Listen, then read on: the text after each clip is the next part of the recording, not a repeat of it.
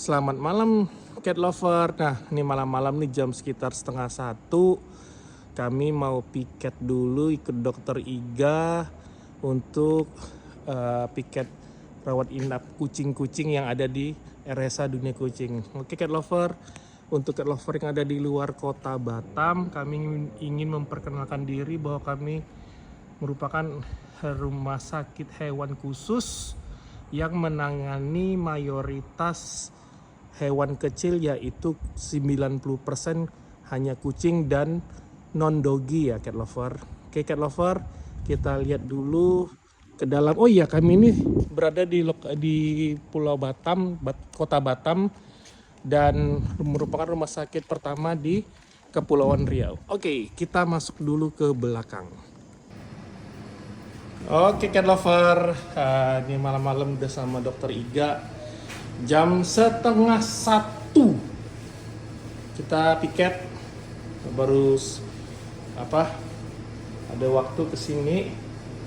Kemudian ini cat lover, kita mau kasih tahu, semoga ini menjadi edukasi untuk cat lover. Jadi ada satu pasien yang kemarin itu datang dalam kondisi emergency. Nah, itu gimana ceritanya dok, waktu kondisi awalnya itu dok? Jadi si kucingnya ini awalnya itu memang ada indikasi infeksi virus, ya, virus kalisi. Virus kalisi itu dia seringnya menyerang ke pernafasan ya, gitu. Sampai kemarin kan ngiler gitu dia, terus nafasnya itu sampai open mouth gitu loh, sampai buka mulut kayak gitu. Nah, ini hari kedua dia dapat terapi kayak gitu. Nah sekarang udah nggak open mouth lagi, dia udah nggak buka mulut lagi nafasnya, tapi memang masih belum terlalu stabil, dia masih pakai nafas pakai perut. Nah ini biasanya bisa juga ada indikasi peradangan di diafragmanya atau sekat antara dada sama perut kayak gitu. Kalau misalnya dia masih seperti ini gitu, tapi sejauh ini sih udah lebih stabil nafasnya dibanding kemarin. Nah, ini kemarin kucingnya ini kalau bisa dengan mendapatkan kondisi seperti ini nih, biasanya awal-awalnya gimana sih biasanya? Awalnya mungkin bisa jadi karena bersin-bersin, tapi mungkin tidak dihiraukan, diabaikan, mungkin bersin biasa kita ngiranya kan, kayak gitu. Tapi ternyata mungkin ada gejala-gejalanya yang mungkin tidak terlihat langsung oleh kita gitu. Pertama itu adalah peradangan yang di gusi atau di lidah atau di tenggorokan kadang itu kan. Nah itu awal dari gejala infeksi virus kadang seperti itu. Sama satu lagi yang paling sering sih sebenarnya. Oke, itu. Mungkin kita anggapnya mungkin tidak berhubungan ya gitu, untuk pernapasan sama telinga, infeksi telinga yang kotor kayak gitu kan. Nah kayak gini-gini ini memang nggak begitu parah karena habis dibersihin juga. Nah kalau seperti ini itu kadang juga bisa mengindikasikan infeksi virus. Oh, kayak gitu. Loh, telinga tuh bisa indikasi virus? Bisa, indikasi ya. Indikasi gitu. ya. Jadi itu bisa menjadi tanda salah satu kecurigaan awal gitu untuk infeksi virus kayak gitu. Nah, kita tahu sendiri virus itu memang belum ada obatnya yang bisa langsung membunuh si virusnya kayak gitu. Jadi memang ya mau nggak mau ya terapinya adalah terapi-terapi yang untuk menyiasati agar virus itu dapat terbunuh oleh obat itu tadi. Jaga imunitasnya lah paling utama ya dok ya. Itu obat-obat imun biasanya atau obat-obatan untuk ningkatin dia punya sel darah putih. Nah itu cat lover, jadi kalau misal kucingnya ada sakit-sakit sedikit, ya segera sih saran kami untuk ke dokter. Memang sih kalau untuk di luar, teman-teman yang di luar kota kemarin banyak banget itu komen-komen dari teman-teman luar kota, karena salah satu faktor takutnya mereka ke rumah sakit hewan atau ke klinik hewan karena biaya yang sangat besar. Nah, tapi cat lover, asal sekedar cat lover tahu, kalau misalnya kondisi udah begini, biayanya pun akan lebih besar lagi sih sebenarnya. Seperti itu kan ya dok ya? Iya. Dan tidak disarankan ya dok ya, mungkin karena teman-teman cat lover yang ada di luar kota tuh pakai obat-obat sendiri itu ya, mungkin karena salah satunya kendalanya di biaya mungkin ya dok ya? Iya kayak gitu, biasanya seperti itu. Apalagi sebenarnya sangat disayangkan banyak sekali obat-obatan yang mungkin tidak seharusnya dijual bebas gitu. Apalagi mungkin di sosmed gitu ya, karena kan jualan serba gampang, tapi barangnya itu sembarangan kayak gitu. belum tentu obat itu untuk penyebab penyakit yang sebenarnya yang apa, karena kayak pilek, bersin dan sesak napas itu cuman kayak bagian dari gejala indikasi aja gitu ya. Kayak gitu. Nah biasanya tapi kucing saya sembuh kok dok pakai obat ini, pakai obat itu, iya gitu. Tapi efeknya bagaimana jangka panjangnya kita belum tahu satu, dan mungkin itu hanya menyembuhkan gejalanya saja, bukan untuk menyembuhkan penyebab utamanya atau kausatif utamanya. Oh gitu. Itu seringnya ya kalau di lapangan seperti itu. Jadi saran dokter nih kalau untuk cat lover nih, kira-kira kalau misalnya ada oke, satu lagi nih yang sering kita masih untuk teman-teman awam cat lover belum paham, kondisi emergency itu seperti apa sih sebenarnya yang dianggap datang itu pasien ini emergency gitu. Oke. Kondisi emergency sebenarnya banyak sekali sih sebenarnya. Mungkin yang umum aja, yang umum ya kayak gitu. Kalau yang umum pasti ya sesak nafas gitu ya. Sulit pipis lebih dari 1 hari, itu salah satu gejala emergency ya. Keracunan pasti kayak gitu ya. Terus apa namanya? Muntah bisa iya bisa tidak. Yang muntah seperti apa yang dianggap emergency? Biasanya muntah kalau misalnya dalam durasi mungkin 1 jam berkali-kali, lebih dari 5 kali biasanya. Kayak gitu. Dan itu biasanya yang emergensinya adalah tingkat dehidrasinya biasanya yang emergency. Gitu. Apalagi kira-kira? Kejang. Nah mungkin sebagian kita akan menganggap kejang itu emergency, tapi kejang itu tidak selalu emergency. Oh gitu? Kayak gitu. Ya. Emang kejang apa yang nggak emergency itu dok? Kejang yang mungkin berhubungan dengan penyakit-penyakit jangka panjang seperti epilepsi mungkin. Kucing emang ada epilepsi? Ada. Oh gitu. Benar. Jadi kalau membahas emergency sebenarnya kayak panjang sih kayak gitu ya. Mungkin nanti butuh konten sendiri ya untuk bahas emergency kayak gitu ya. Itu aja sih gitu. Cuma ada beberapa hal yang mungkin harus diperhatikan kalau di kucing itu adalah pernafasan ya gitu. Jadi kita bisa lihat pernafasannya itu dalam 1 menit itu berapa kayak gitu. Berapa tarikan gitu maksudnya? Ya, berapa naik turun. Gitu. Jadi inhale exhale-nya itu berapa kali kayak gitu dalam 1 menit kayak gitu. Jadi mungkin dalam 10 detik kita bisa hitung tinggal dikali aja 6 kali karena kan 60 detik ya dalam 1 menit kayak gitu. Normalnya? Nah, paling tidak itu dia kucing itu tidak boleh lebih dari 30. Gitu dalam 1 menit. Oh, berarti kalau 30 itu sesak deh jatuhnya gitu ya maksudnya?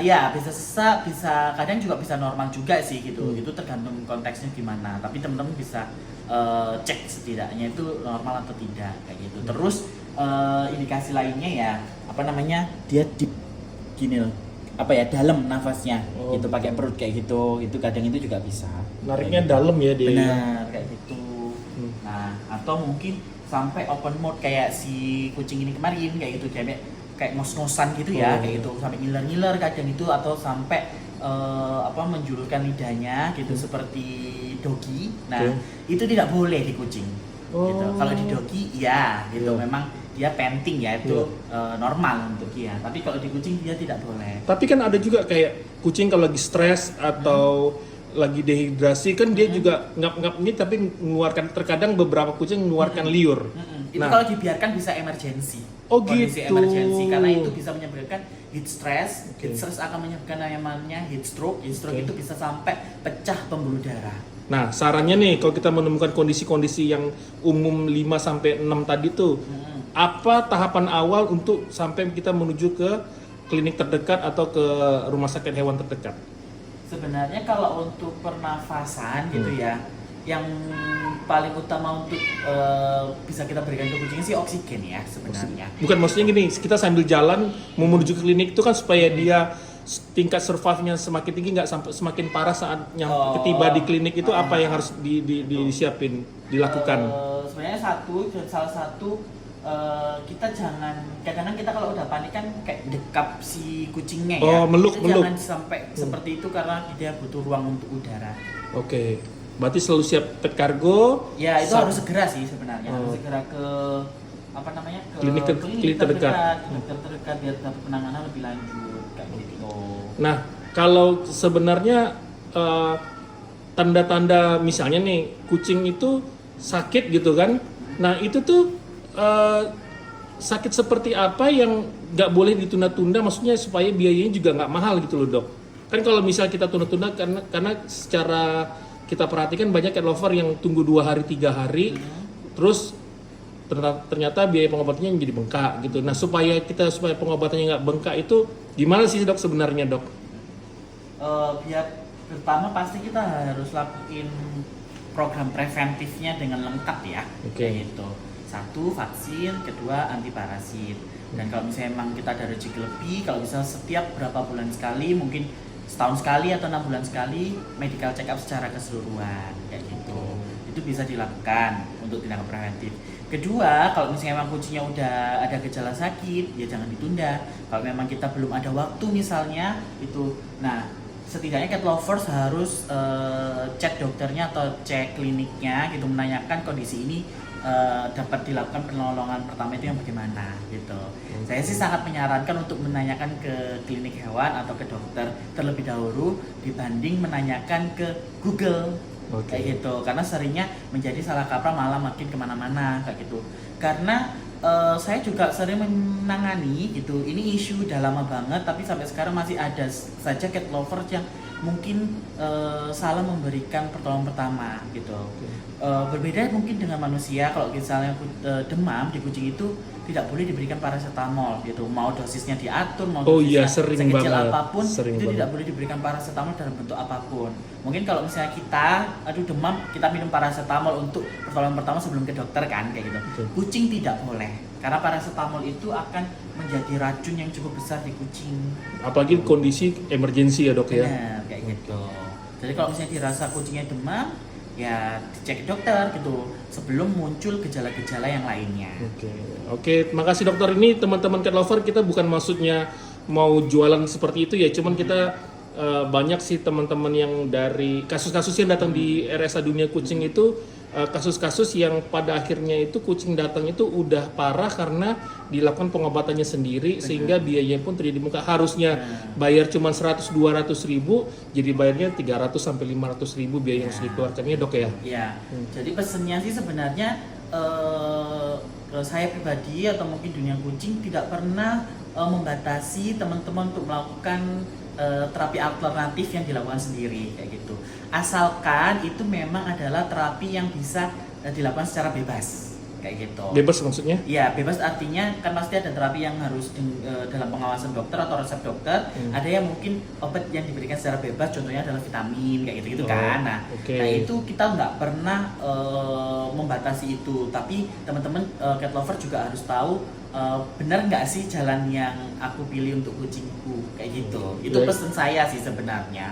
Itu gitu. Harus kepada ahlinya sih sebenarnya. Gitu. Makanya kenapa kalau emang teman-teman ini adalah tipikal cat lover yang super sibuk gitu, teman-teman harus punya dokter kepercayaan yang bisa dimintain saran sebelum teman-teman periksa gitu. Kalau emang dokternya bilangnya bahwa saat itu juga ya dibawa gitu. Tapi kalau emang oke, mungkin kita bisa lakuin ini dulu gitu. Kalau emang baru sempat besok untuk datang periksa kayak gitu. Pesannya sih seperti itu sebenarnya. Oke, terima kasih. Kita jangan ganggu dokter Iga, udah 12 menit kita mengganggu dokter Iga untuk melakukan treatment. Oke, cat lover, nanti kita coba tulis komen di bawah kira-kira mau ngebahas apa, mau nanya apa.